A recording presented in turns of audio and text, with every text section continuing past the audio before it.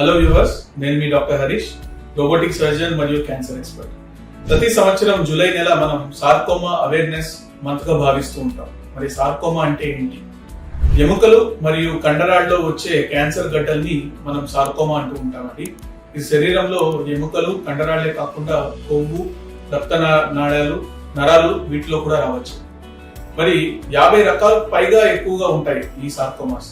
Sarcoma లక్షణాలు ఏంటి అంటే దీర్ఘకాలంగా గడ్డలుగా ఉండడం, ఈ గడ్డలు మెల్లిగా పెరుగుతూ ఉండడం, ఈ పెరిగినప్పుడు ఈ నరాల మీద ఒత్తిడి పడినప్పుడు ఆ నరాల సింటమ్స్ అంటే టింగ్లింగ్ కానీ, నమ్నెస్ కానీ, ఒక్కొక్కసారి ఆ నరాల ఫంక్షన్ పారాలిసిస్ లాగా కానీ, ఇవి కాకుండా కడుపులో ఈ సార్కోమా గడ్డలు పెరిగినప్పుడు మన డైజెస్టివ్ సిస్టమ్ మీద ఒత్తిడి పడుతుంది. అప్పుడు డైజెషన్ కి సంబంధించిన సింటమ్స్ అంటే బ్లోటింగ్ కానీ, కొన్నిసార్లు వామిటింగ్ కానీ, కాన్స్టిపేషన్ కానీ ఇలాంటి సింటమ్స్ కూడా రావచ్చు.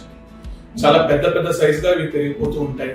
మరి ఇలాంటి సార్కోమాస్ మనం అర్లీగా కనుగొంటే ఎలా కనుగొంటామంటే బయాప్సీ ద్వారా కనుగొంటాం. ఇది కాకుండా ఇమేజింగ్, ఎంఆర్ఐ కానీ, అల్ట్రాసౌండ్ కానీ ఇలాంటి ఇమేజింగ్ స్కాన్స్ వల్ల ఏ రకమైన సార్కోమా మనం తెలుసుకుంటాం.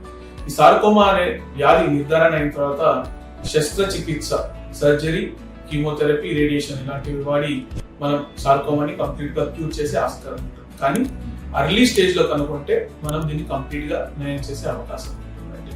సార్కోమా లక్షణాలు మనం ఖచ్చితంగా తెలుసుకోవాలి.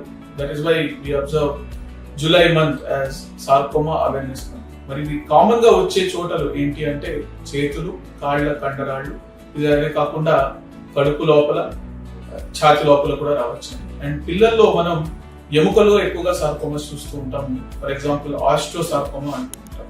ఇవన్నీ సార్కోమా లక్షణాలు, కామన్ ఇన్ఫెక్షన్స్. Thank you.